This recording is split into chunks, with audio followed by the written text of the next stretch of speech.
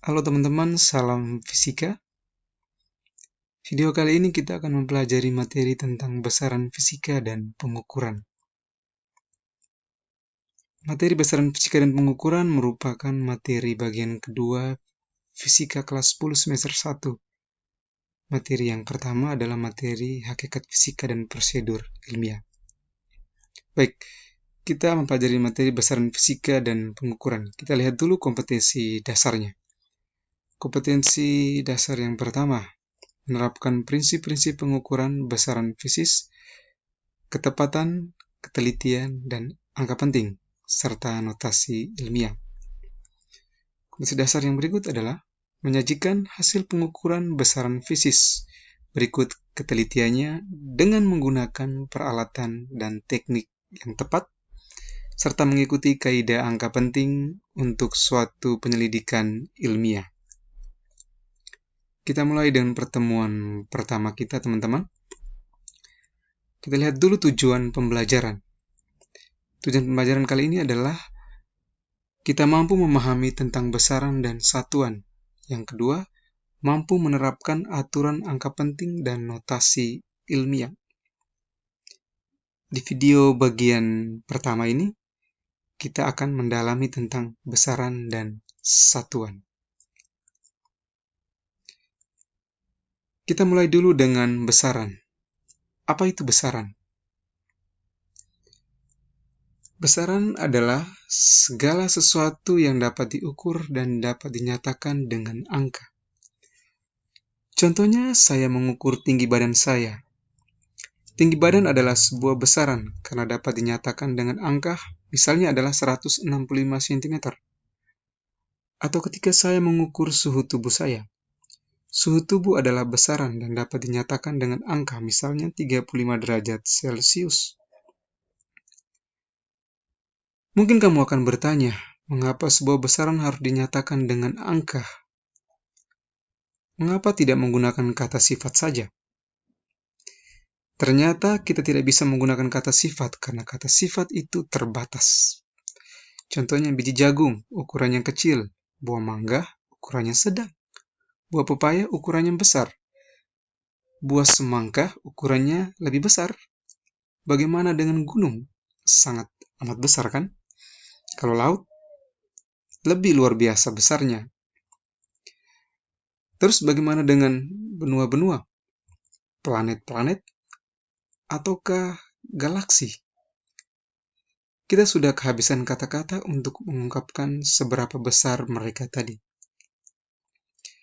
Ketika kita mau menyatakan ukuran benda-benda ini, tidak ada masalah sama sekali. Misalnya, panjang lapangan bola kaki 110 meter. Panjang sebuah mobil adalah 4,5 meter. Tinggi badan saya 165 cm. Tidak peduli sekecil apapun atau sebesar apapun benda yang kita ukur, kita akan selalu bisa menyatakan dengan angka. Lalu, apakah ada yang bisa kita ukur tapi bukan merupakan besaran? Ternyata ada. Misalnya, seberapa hormatkah kamu dengan orang tuamu? Seberapa hormatkah kamu dengan guru-gurumu? Seberapa senangnya kamu ketika ayahmu memberikan laptop baru untuk kamu? Ini semua bukan merupakan besaran karena tidak bisa dinyatakan dengan angka. Apakah semua besaran memiliki satuan? Ternyata tidak. Indeks bias adalah contoh besaran yang tidak memiliki satuan. Untuk besar-besaran yang memiliki satuan, satuan ini digunakan sebagai skala pembanding.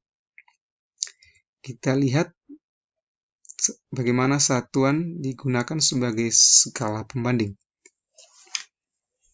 Kita misalkan, jarak dari rumah ke sekolah 2,2 km. Ini kita bisa lihat seandainya jarak dari patung Selamat Datang menuju ke Semas Katolik Santo John Paul II Mere sejauh 2,2 km. Ini berarti dalam satu hari kamu menempuh 4,2 km. 4,2 ini didapat dari jarak waktu kamu berangkat dari rumahmu di Patu Selamat Datang ke SMA John Paul, kemudian kembali dari John Paul menuju ke rumahmu. Dengan kata lain, dalam satu minggu atau 6 hari, kamu menempuh jarak 25,2 km.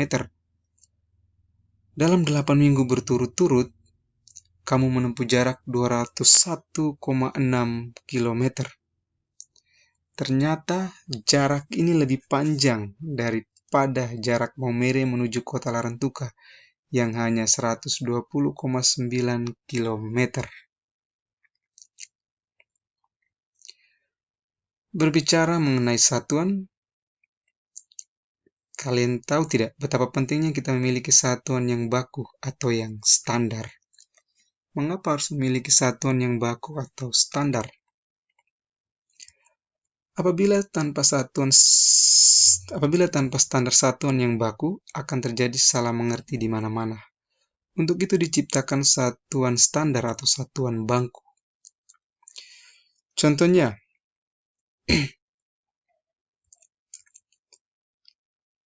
kalau saya ingin mengukur satuan panjang, maka saya akan menggunakan satuan baku meter. Misalnya, saya mengukur tinggi badan saya. Tinggi badan saya adalah 1,65 meter. Ketika saya menyatakan ini, maka orang di Larantuka, orang di Maumere, orang di Ende, orang di Ruteng, orang di Labuan Bajo, bahkan orang di belahan dunia lain pun akan mengerti dan memahami maksud dari pernyataan ini. Seluruh satuan baku di dunia ini dirangkum dalam satuan internasional atau SI unit. Satuan-satuan yang sering kita pakai seperti meter, kilogram, atau detik termasuk dalam satuan internasional ini. Ada satuan lain yang tidak terlalu umum digunakan di Indonesia, contohnya adalah pound untuk mengukur massa, inch, feet, yard untuk mengukur panjang. Semua ini disebut imperial units yang tidak digunakan dalam fisika. Dalam fisika kita lebih menggunakan satuan internasional. Baik, teman-teman semua, kita akhiri dulu video kali ini. Kita akan lanjut di video berikutnya. Kita akan mendalami tentang besaran dan satuan. Kita akan melihat besaran-besaran fisika apa saja. Kemudian kita akan mempelajari lebih lanjut tentang notasi ilmiah dan angka penting.